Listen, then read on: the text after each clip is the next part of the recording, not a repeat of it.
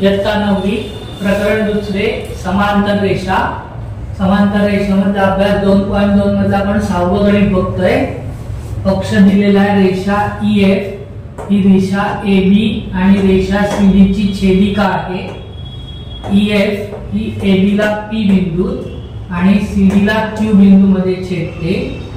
तसंच आपल्याला सांगितलंय किरण PR हा कोन BPQ चा कोन दुभाजक आहे आणि किरण QS हा PQC चा कोन दुभाजक। कोन दुभाजक म्हणजे त्या कोनाला दोन समान मापामध्ये दुभागतो, त्याला आपण कोन दुभाजक म्हणतो।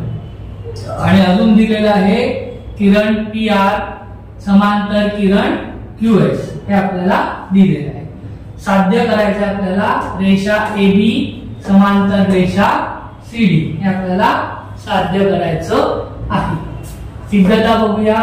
किरण PR समांतर किरण QS, रेषा EF ही छेदिका आहे, पक्षामध्ये आपल्याला दिलेलं आहे।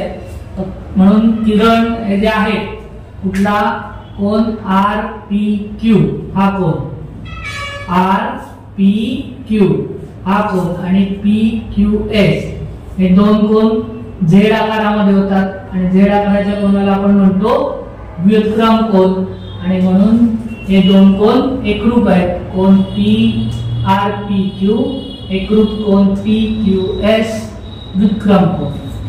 आता आपल्याला सांगितलंय काय की PR हा कोन दुभाजक आहे, त्यामुळे कोन RPB आणि कोन RPQ हे दोन्ही कोन कसे होणार, एकरूप होणार। दिलायचा RPB कोन RPB एकरूप कोन RPQ, किरण PR कोन दुभाजक। तसंच कोन PQS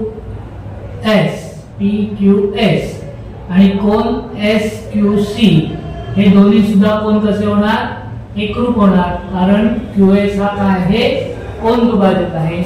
ते लिहायचं कोन PQS एकरूप कोन SQC बरोबर काय लिहिणार, किरण QS कोन दुभाजक। आता आपण काय करणार आहोत, या दोघांची बेरीज केली, कुठला RPB आणि RPQ, या दोन कोनांची बेरीज केली तर आपल्याला कोन PBQ हा मिळेल। तसंच आपण PQS आणि SQC यांची बेरीज केली तर आपल्याला कोन PQC मिळेल आणि म्हणून आपण काय करणार आहोत, दोघांची बेरीज कोन RPB अधिक कोन RPQ एकरूप कोन PQS अधिक कोन SQC का 1, 2 आणि 3 वरून।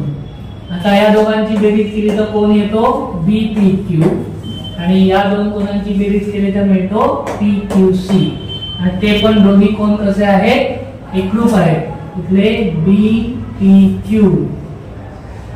आणि PQC हे दोन कोन सुद्धा कसे आहेत, एकरूप आहेत। ते कसे आहेत, व्युत्क्रम कोन आहेत आणि व्युत्क्रम कोन एकरूप असतील तर त्या दोन रेषा काय असतात, समांतर असतात। ही आपण कसोटी बघितली आहे।